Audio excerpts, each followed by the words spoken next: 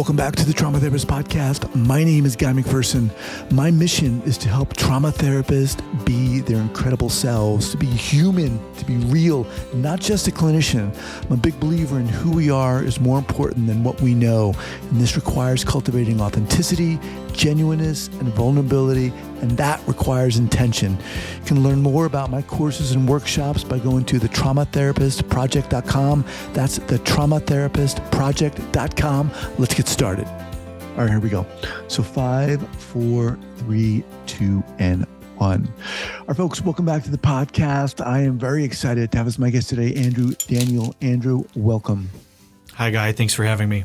You are welcome. So Andrew is an award-winning author, spiritual teacher, and director at the Center for Cinesomatic Development. He's a founder of Cinesomatics, a feeling-based therapy utilizing video feedback and movement to assess and resolve stuck somatic, psychological, and emotional patterns. This work is held online and in person internationally, from New York to London, Tuscany to Switzerland. His latest book, Awaken to Your True Self, is recipient of the 2022 Gold Nautilus Book Awards. This definitive guide helps self-aware entrepreneurs, artists, professionals, and leaders break through stuck cycles and genuinely wake up. In addition, and I want to ask you about this, Andrew, you're also an active advisor to the official Alan Watts organization. Pretty cool. All right, welcome to the podcast. Thanks for having me. All right, man. It's good to be here. Awesome. Before we get going, share with our listeners where you're from originally and where you are currently. Well, I was born in Central California, and I grew up in upstate New York, south of Buffalo, and I currently reside in Nashville, Tennessee. Okay. So let's get into this. How did you get into this field? It's been a long journey. The short story of it was that when I was young, I was bullied and teased a lot. I had warts on my hands, and that set in motion about at least a decade of dealing with bullying, teasing, being made fun of, sitting alone at lunch, just a lot of social and emotional angst, trauma. And that set in motion a desire at about 17 years old to do whatever it takes to figure this out, to do whatever it takes to not want to kill myself, to not want to seek revenge, to not hate myself and the world and my life. And from there, I was thrusted forth on about a 15-year journey. And this was a journey of healing, of transformation, of awakening, of personal development, of business development. Yeah, I had a software company when I was 18. I wrote a particle effects and physics engine to create special effects. And so I ran that company and created that software. But during that time, my passion became more and more about the healing work because I saw how much my life improved learning and growing and facing all of my internal demons. And so that eventually, that software company eventually closed, the market changed, and I started on my journey of facilitating, of actually being somebody who was taking the stuff that I learned in my life and applying that to others and helping other people heal and break through what was going on in their life. So that's my story in a nutshell. Okay. Even that little bit is really interesting. First of all, the whole bullying thing, I was bullied myself. A lot of times people easily just kind of dismiss that and say, well, oh, you were bullied, I'm so sorry. It jacked me up. It really just impacted the trajectory of my life in many areas. But for you said kind of just offhandedly, about seeking revenge, about thinking about taking your life. So were those things that you actually were thinking about? You were thinking about committing suicides? Yeah, I mean, I was bullied and teased to the point, I was crying myself to sleep at night. They call it FOMO now. We just called it, back then I just said I was unlovable. No one liked me. No one wanted me. And it was probably not as bad as I thought it was then, but back then it was my whole life and it was happening for 10 years. And so it was really painful. Did you get help? Did you seek help? Did you get help? Did you you didn't tell your parents? My parents knew. Yeah. Okay. So let me change that. My parents knew since I was young, and they helped once they realized after first and second grade that kids were making fun of me. Their parents were saying, don't touch that guy. You're going to get warts. All this silly stuff. I told them. Eventually, they had my warts. We tried to freeze them. We tried to burn them. And eventually, they use a laser to take them off. And, during this time, I didn't know this then, but during that time, I was really taking it personally. I was really feeling sorry for myself. And that was an origin of my victim mentality. Sure, I was a victim to bullying, but I played my part in it as well. I didn't know it then. So I was complaining to my parents, and they did everything they could. They had no context. They weren't bullied like this. And the teachers didn't help. And if I told on the kids, it would make things worse. My dad was really great. He said, if they punch you, you can punch them back, but you don't throw the first hit. And I was like, that's fair. Unfortunately, they never threw the hit. And so there was really no way for me to defend myself and to really claim that sense of power. So I really struggled with that. I even had teachers laugh at me. Not all of them, but some of them. And so we didn't have a lot of money. And it was actually a blessing in disguise, because I think that if I was put on antidepressants, on any of these kind of pharmaceuticals, that would not have been a good thing for me personally. Right. So, yeah, we didn't really have the resources. I was very smart as well. I was very intelligent with a high IQ. And so we had a couple psychologists kind of evaluate me. They're like, yeah, he's really smart. We don't know what to do. And so they tried to put me into more advanced classes. I didn't want to do it because it just was more homework and work. I just wanted to play. So there was this conflict of being not fitting in intellectually, not fitting in physically, emotionally, and with the bullying, the home life wasn't perfect. So there's a lot of stuff going on. And yeah, I didn't really say to my parents that I wanted to go in and shoot the school up or kill myself. But I sure fantasized about it, and I sure thought about it. But I never acted upon it. The truth is, I was too much of a coward. It sounded way too painful. So it was, all right, well, if I'm not going to do that and I have to be around, then I have to be willing to do whatever it takes to figure this out. And so that really was that 17 years old turning point where I've dedicated half of my life to this work. So at that point, you started to do what? I literally got on the computer and typed in how to be cool onto Google. How to get girls to like you, how to make friends. And it wasn't too successful, but what it did is that I found some things. Looking back on it, it was not the best, but I did find some things that got me different results. And what that did was give me hope. It showed me that I could do something to change my life. I didn't have to stay a victim. I didn't just have to deal with the cards that were handed to me. I could do something about it. I could change how I felt, how I responded, how I talked, how I showed up in the world. With very, very, very basic self-help books, introductory ones, How to Win Friends and Influence People, Think and Grow Rich, some of these very classic self-help books.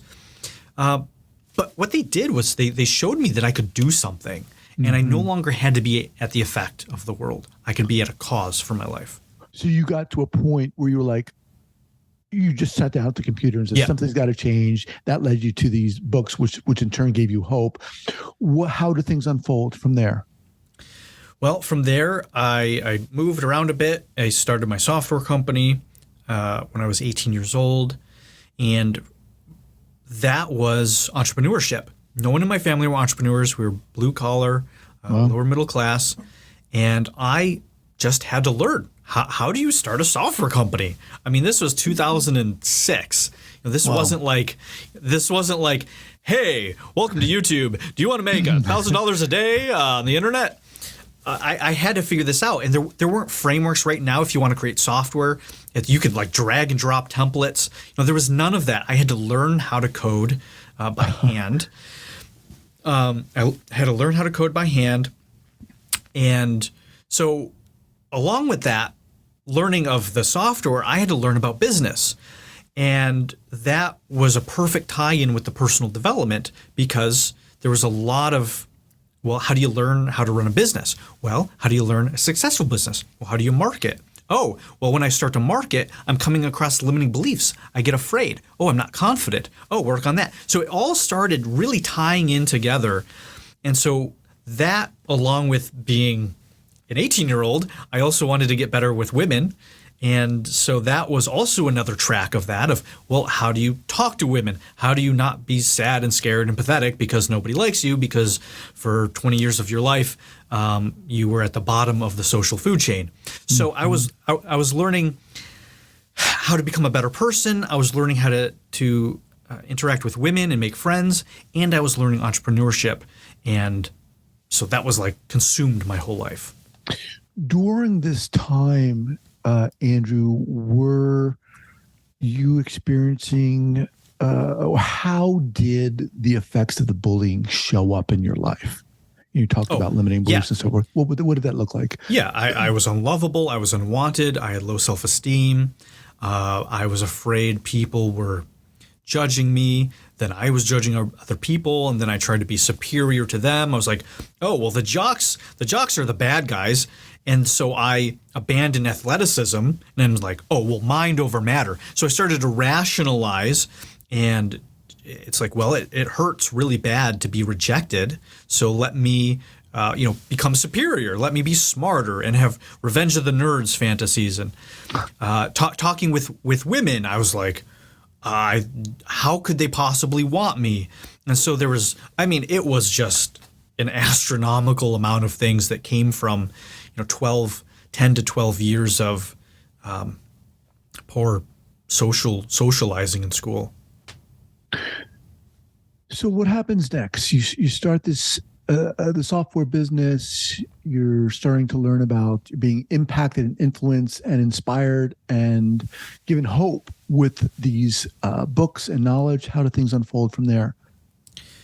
Well, from there, I started learning more, I would call therapeutic, more healing modality stuff. So I was not a fan of school. So as you could imagine, being in school was terrible for me. So I didn't go the traditional route of education, becoming a therapist, a psychologist, social worker, anything like that. I did it all outside of school. And I started finding things like NLP, hypnotherapy, different alternative, more holistic ways of healing.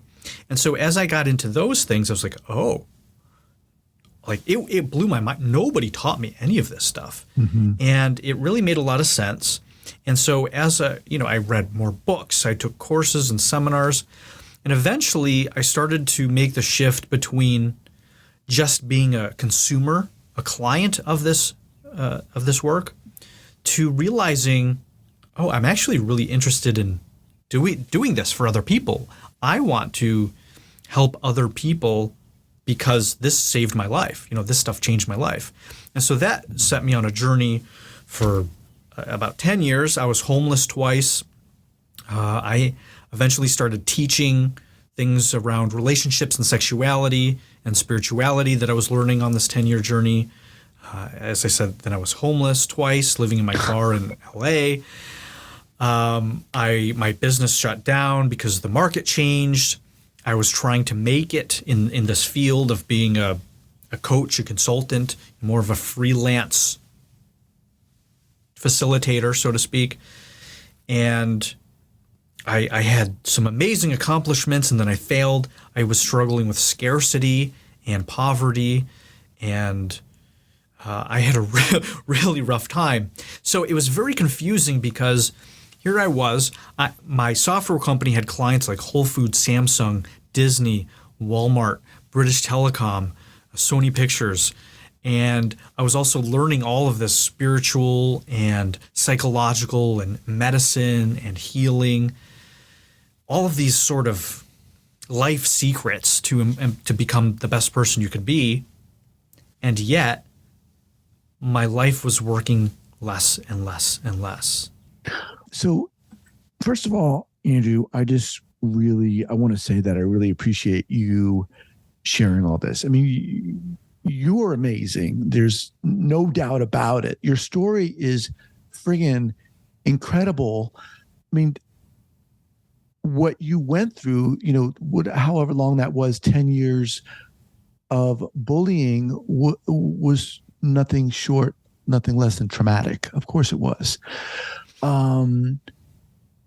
As you were learning and diving into this literature and knowledge, can you share with us specifically something that helped you and how it helped you? Well, the biggest thing and the first thing was going from being at the effect of life to the cause of life, going from a victim mentality to a responsible, empowered mentality. That was the first thing that literally said, oh my God, you're telling me that I could be the cause of my life rather than being blown around by the wind of life. And from there, without that piece, none of the rest of the stuff could have happened. So that was probably the first and foremost thing of, oh, I'm not a victim. Things happened to me that I couldn't control. Absolutely. Was I a victim to that stuff? Absolutely.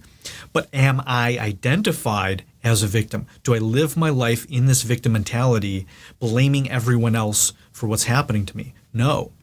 Well, I was for 21 years. But after that, I had to start taking responsibility. Even if things were out of my control, I said, all right, well, I can control how I respond to this. I can control how I'm perceiving this. What if I'm distorting all of this? What if these people that are laughing at me aren't laughing at me and I'm just so scared and I take it so personally that I then turn it into whatever it is, an attack. Mm-hmm. And so that really was probably one of the most important things that I've learned that set me on the path of reclaiming all the power I gave away throughout my life. And as you progressed in this learning, you said you wanted to share and teach and help others. What gave you the inspiration, the power? How were you able to turn it around and say, you know what? Not only can I help people or I want to help people, but I think I can do it. Because there's a big difference, right? Yeah. Well, that leads me to the rest of my story and where we come here today. So as I said, despite doing all this transformational work and healing work and therapy and psychology, I was studying quantum physics, I was studying everything I could. And despite my successes, I was homeless and I couldn't make it work. I couldn't do that. I couldn't figure out how to make a living from helping people. I could figure out a living how to have a software company, but I didn't want to be behind the screen my whole life. I wanted to do this, and I tried to do it, and I failed at doing it. So this eventually led me to what I'm doing now, which is very, very different than those things. So what ended up happening was I had an encounter with a mentor who had an approach to healing, of transformation, that revolved around moving in your body and recording that. And so I had an experience with this man who's who has passed away. And what I saw was nothing short of terrifying. What I started to see was all of the stuff that I learned in my head wasn't actually embodied within me. And so what I mean by this is I had this image in my mind that I was a great person, that I learned all this stuff, that I was smart, that I was outgoing, that I was friendly, that I was gracious, that I was generous, all this stuff. And then I see myself on video, and I saw someone who was passive-aggressive, narcissistic, who was manipulative, who was scared, who was shameful, who was hiding. And I said, oh my God, this is why my life isn't working. And so that sent me on the last part of my journey for about 7 years. And that led me to actually breaking through all of that stuff, to doing all of this shadow work, going into the depths of facing the darkest parts of myself, to eventually forming what I call Cinesomatics. And this is the work I do now. So that big breakthrough from I wanted to do it, I tried to help people, I thought I knew it, but it wasn't working because I couldn't make the business work, because I was also homeless trying to do it, and who's going to hire someone who doesn't have their life together, to a very successful business. I have an award-winning best-selling book. I have a healing modality called Cinesomatics. I'm making a lot of money. I have a great relationship. My life is finally working. And from that place, I've been able to help hundreds of people personally and tens of thousands of people through my books and my work. And that all came about through the work that I do now, through realizing and recognizing that it's not enough to figure it out in your head. It has to happen in the body as well. All right, we're going to dive into that. But before we do, you mentioned that you had an encounter with a mentor who put you on video. And from that, what's exactly were you doing on the video that enabled you to see all these horrible, less than stellar things about yourself? Yeah, so let me first talk about Cinesomatics. Okay. So because that'll paint the picture. Okay. So Cinesomatics is my approach to transformation that is based off of video. So that's the cine part. So cine also comes from movement, right? Kinesiology, movement, cine, kina, and video, cinematography, moving pictures, right? So you have that element, and then you have somatics, which is of the body. And so what we do is we have people move. So it could be anything. We have people dancing. We have people shaking their hands. We have people expressing archetypes through their body. Anything. I have a workshop where people walk on a slack line. It's this tightrope, and we film it. And so what we do is we get people moving. Rather than talking about our problems, we just get people to move in their body. Then we film it. We have very high-end cinema equipment that we film this with. Then we have that client and myself or the group sit down and we play the video back. And what I do is I go into more of a feeling place. So rather than a heady analytical place, I go down into more of an empathic feeling place. And so I start to give them feedback about how their movements feel. And they get to see it for themselves on video. So it's a very remarkable process because you're getting a feedback. There's a feedback loop. You're getting evidence for the feedback that I'm saying. Mm-hmm. So rather than it being a guru, an expert, some authority that you just have to trust that they know what they're doing, you're actually getting the proof for yourself in your own body on video. So that's a similar process that I went through myself. So would the prompt, for example, be, okay, Guy, move? Or what would the prompt be for me to move? Great question. We have stuff for everything. But one of the most basic ones that I do is archetypes. So what I discovered is that we know in psychology that the mind represents things in pictures, sounds, feelings, just senses, things like that. So if I say, think of an elephant, think of pizza, think of a pie, there's maybe a smell, a flavor, an image, a sound that comes to mind. This is known. What I discovered by doing this work is that the body has that as well. The body has its own somatic representation. Sometimes it matches the mind and sometimes it's different. And if it's different, in every single instance, the client has trouble with that thing in their life. So understanding this, one of the prompts could be, all right, Guy, so what's one of the things that you struggle with most in your life? Like a 1 or 2 word kind of concept. Worthiness. Perfect. Feeling unworthy. Great. So what I would do is I would say, all right, Guy, in your body, find the feeling of unworthiness or worthiness. We'd probably do both. And I would say, with movement in your body, without speaking, show me worthiness. What does that look like?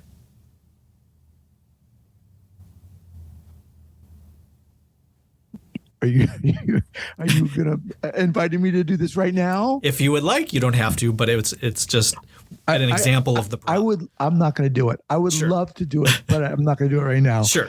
So, but that would be an example of what it would do. And so you can imagine that you have a camera, right? And you're in front of this camera doing this movement. So it's very vulnerable, it's very exposing, and you could probably imagine that right away stuff starts coming up. You start feeling stuff. Right. And from that, I start reflecting back what it is. I would say, all right, so you're moving your hands, you're moving your body, showing me worthiness. Well, what does this feel like? Well, notice all of a sudden, all of the emotion starts coming up. There's shame or guilt or sadness or remorse, regret. And then that starts the whole healing process. And the client and you get to see that for yourself on video. And that feedback loop starts the transformation. Wow. This is very intense. Yes. I mean, it's very intense. Yes, it and is. I can see how obviously this opens up the whole Pandora's box of trauma and so forth. Yes. But for example, the prompt of, okay, Guy, show us worthiness and then an unworthiness. How do you contrast and work both of those together to bring out? Yeah, great question. So for example, one of the things that we discovered is something called reverse wiring. This is evident when you see people that keep attracting abusive relationships, right? We know some guy, some girl who keeps attracting the same kind of partner that treats them poorly. And it's like, why don't you just find someone good? And they think they are. That's an example of someone who considers love abuse and abuse love. They probably grew up in a household where they were abused, so that abuse feels like home to them. It feels like love. And their nervous system literally gets what we call reverse wired. And an easier example is, let's say something like giving. So if I were to say, show me giving, what would that look like? And someone would usually, like, let's say, put their hands out. Well, that's properly wired. Giving looks and feels like something coming from you to somebody else. Mm-hmm. If instead of putting my hands out and offering something or giving in that direction, if I took my hands out and pulled them into me and closed my fist and brought them into my chest, that looks more like taking or something like that. Mm-hmm. And if the prompt was show me giving and someone did a motion that looked like taking, that's reversed wired.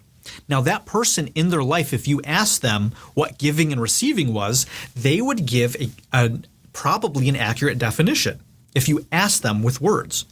But having them do it in their body reveals the reality of how they interface through that concept in the world. And so you can see that when people come in and they say, I'm doing all of the right things. I'm being a good person. I'm being kind. I'm being generous. And I still get treated like shit.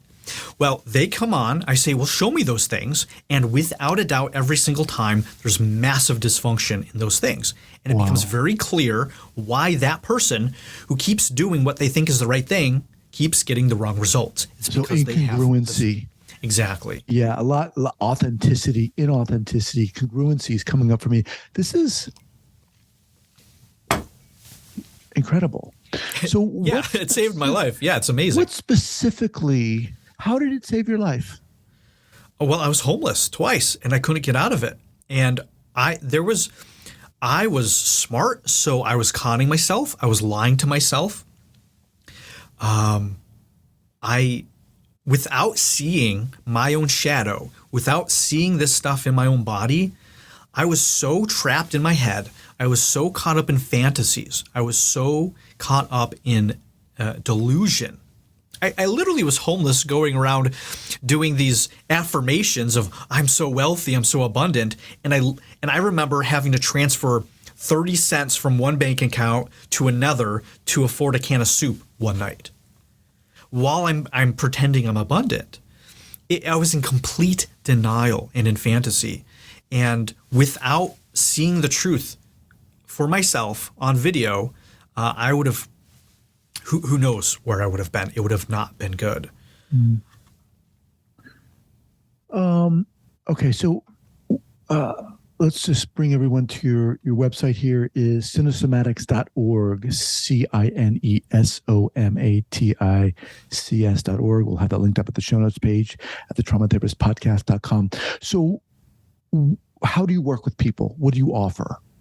Yeah, so the first step really is my book. So I wrote a book. I got it right here. It's called Awaken to Your True Self, Why You're Still Stuck and How to Break Through. And this was the book that I wrote after the 3 to 5 years of doing this work for myself. So the process that I work with people with, I've gone through it all myself. I do this stuff every day for myself. So one of the problems I've had with a lot of therapists and teachers and trainers and facilitators, coaches, they don't do it themselves. You can go to school and learn all of this stuff and have all of this stuff still running, all this dysfunction, all this trauma, all this limiting beliefs, negative emotions, all these things.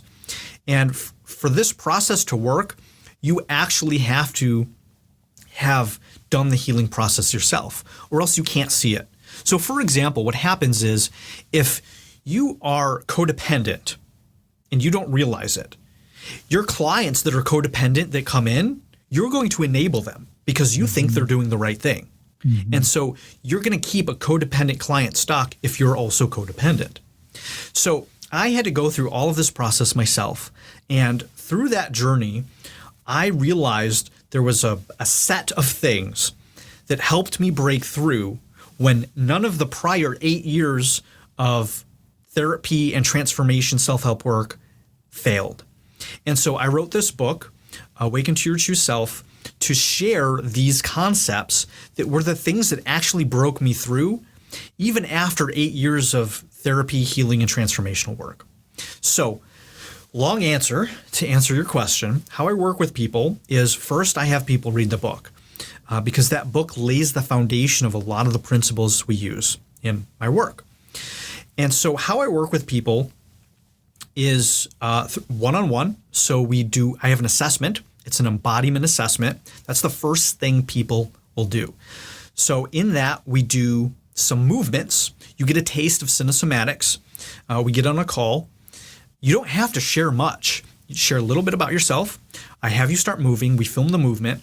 We sit down. We play it back. And I tell you all of the things that are running your life. And for most people, it's very confronting. I want to play devil. Yeah. Why should I trust you to tell me what you're seeing in my life? Great question. You don't. You don't have to trust me because we have the video. You'll get to see it all for yourself. That's the magic of it. And devil's advocate to myself also is, I've been doing this for 15 years. I've dedicated my life to it. I've gone from homeless, suicidal, almost homicidal revenge feeling to having real joy. I'm out of suffering. I've helped hundreds of people do this. I have countless testimonials. So there is proof, evidence. My bank account reflects it. My relationships affect it. My body reflects it. My life reflects it. My work reflects it. I've ensured that I spent and dedicated my life to being somebody who actually embodies this stuff before I teach it. And I continue to do so. That's awesome.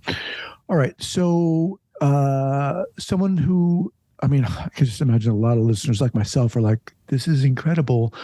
The book is Awaken to Your True Self. We'll have that linked up. People who are interested in working with you, you recommend that they or require that they read the book first, and then what? Yeah. So if you go to andrewdaniel.org, that's my personal website. Okay. And there is a link to the book. So you order the book, hardcover, paperback, audiobook, Kindle, whatever you want. It's a big book. It's about 13 and a half hours of an audiobook that I narrate myself. It's about 430 pages. So it's a substantial book. If you read that book and you're like, this is exactly what I need, then you just go to my website and click Embodiment Assessment. And there you can schedule a 2-hour Cinesomatic session with me, and you'll get to experience this for yourself. From there, I have workshops, we have retreats, we have long-term programs, and it becomes the beginning of a whole new way of moving through the world. Wow. Andrew, what's the best way for people to reach out to you? Is it cinesomatics.org or Andrew Daniel? It's andrewdaniel.org. So Okay. Cinesomatics is all about the actual modality. So you just get a lot of information. You get to see demos, testimonials about the actual process. Yeah. And my website has my book and other stuff that I do. Okay. Awesome. Well, sir, love to have you back at a later time. You are so inspiring, and I really appreciate you taking the time to share your journey, man. This is really exciting. Looking forward to getting this out there. Thank you so much. I appreciate that. All right. Thanks take care. And thanks for the great questions too. I appreciate that. All right. Take care. Bye.